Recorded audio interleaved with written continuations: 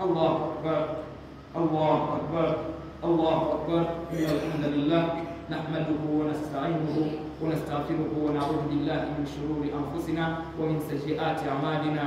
أما بعد.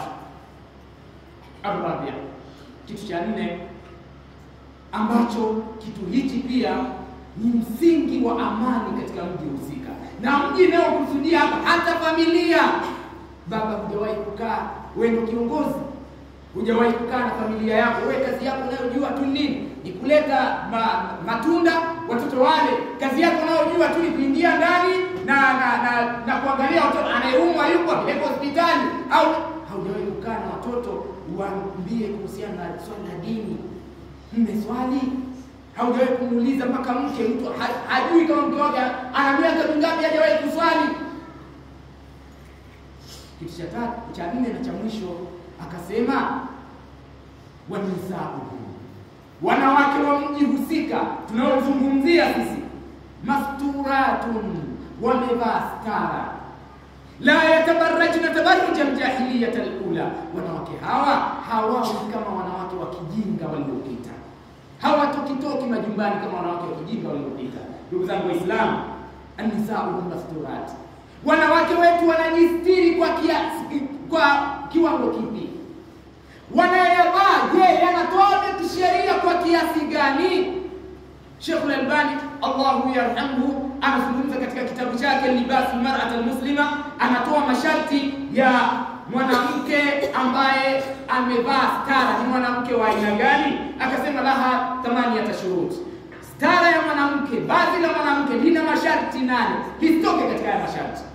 Awalha, sharti la kwanza akasema istiabu jamii al-badan. Mwanamke huyu anatakiwa mwili wake mzima ufunikwe na nguo. Mwili wake mzima.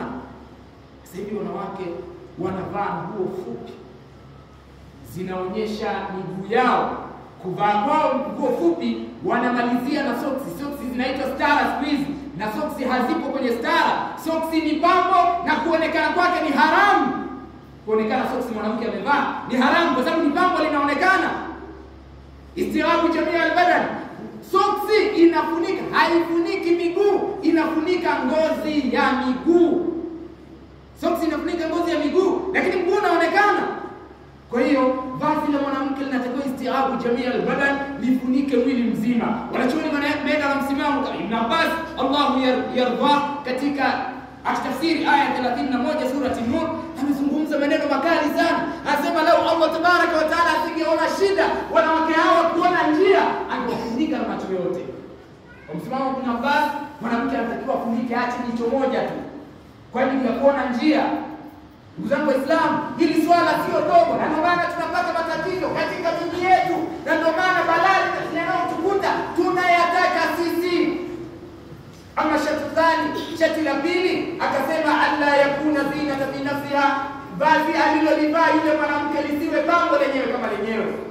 Kitambaa kile nikabu, mwanamke amevaa nikabu, lakini nikabu inawaka kuliko yeye aliyoko ndani. Yaani nikabu inavutia kuliko yeye. Haramu hii nikabu haitakiwi kuvaliwa na mwanamke. Liana huzina, kwa sababu hiyo ni pambo na sio nikabu. Nikabu haiwaki. Nikabu inatakiwa ni kitambaa chenye rangi moja, wala haitakiwi kuwa na marembo ya aina yoyote. Hata uzi iliyotumika kushonea ile nikabu au vazi la mwanamke unatakiwa ufuate rangi ya mtu husika. Athari, sharti la tatu, ayakuna safiqan la yushaf, ili vazi linatakiwa liwe pana, lisifanyeje? Lisionyeshe linatakiwa liwe zito na lisionyeshe ndani. Vitambaa tunavyonunua sisi tunawavalisha wake zetu, je, ni vitambaa mtoaje? Vinatoaje kisheria? Vitambaa hivyo ni vizito. Akasema sharti la 4, ayakuna fadhadan ayubayyin, hili vazi linatakiwa liwe pana, halijabana. Linatakiwa liwe pana na lisizo bana. Sharti la 5, alla yakuna mubkhilan mutin, na vazi hili halitakiwi kuwa na nini? Halitakiwi vazi hili kupuliziwa manukato ya aina yoyote. Wanawake, mavazi mnayotoka nayo hakikisha hujayafua na sabuni ambayo inatoa harufu.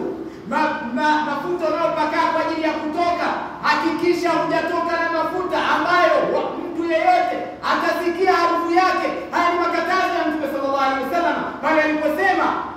kwamba mwanamke yeyote atakayetoka nyumbani hali ya kuwa kapulizia, sio yeye, kapulizia mtoto wake manukato na akambeba, huyu mwanamke, kila mwanaume atakayekutwa na ile harufu ataandikiwa kazini naye. Madhambi makubwa sana, ni jambo zito sana, lakini watu wanaiona jambo la kawaida. Inawezekana ukaenda kwa Allah tabaraka wa taala, una orodha ya maelfu ya watu uliozini nao na hukumbuki ulizini na nani. Sharti la 6, alla yushbah libasi rajul, vazi hili lisifanane na mavazi ya kiume. Vazi la mwanamke halitakiwi kufanana kwa namna yoyote na vazi la kiume. Unashona hijabu kama kanzu, haifai.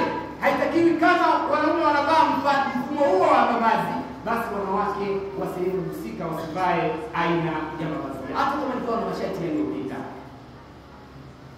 Sharti la 7, alla yushbih libasa al-kafirat, vazi hilo halitakiwi kufanana na mavazi ya kikafiri. Ndugu zangu Waislamu, hapa kwa wanawake, kwa wanaume pia tunakosea. Unaweza ukaniuliza vazi la suti ukaniambia ni halali au sio halali? Takwambia vazi la suti hatuna dalili kwamba ni halali au sio halali. Lakini vazi hili ni wa makafiri ndio wamejitenga nao, ni haswa kama tulivyojitenga sina kanzu. Hivi kuna ukimwona mtu amevaa kanzu, utaanza kupiga hesabu, inawezekana kama ni Muislamu au ni kafiri huyu. Moja kwa moja utajua ni Muislamu, lakini ukimwona mtu amevaa suti, utaanza kufikiri hivi huyu anawezekana kama ni fikira zako moja kwa moja, huyu ni mchungaji huyu ni Joni huyu, lakini mpaka aje ajitambulishe bwana mimi ni Muislamu. Usipende kuvaa mavazi yanayofanana na makafiri. Mwanamke wa Kiislamu, Muislamu wa kiume, vaa mavazi yanayofanana na Waislamu wenyewe. Sharti la 8, alla yakunu libasa shuhra, vazi hili pia halitakiwi kuwa ni vazi la mashuhuri. Linaweza likawa limetimia masharti yote, lakini likawa la mashuhuri. Wewe katika sehemu husika, mtaa husika, una vazi la aina hiyo peke yake, hii pia haifai. Limetimia masharti yote, lakini wewe ndio peke yako unajitenga na hilo vazi mtaa mzima, wewe ndio unaonekana vazi hilo.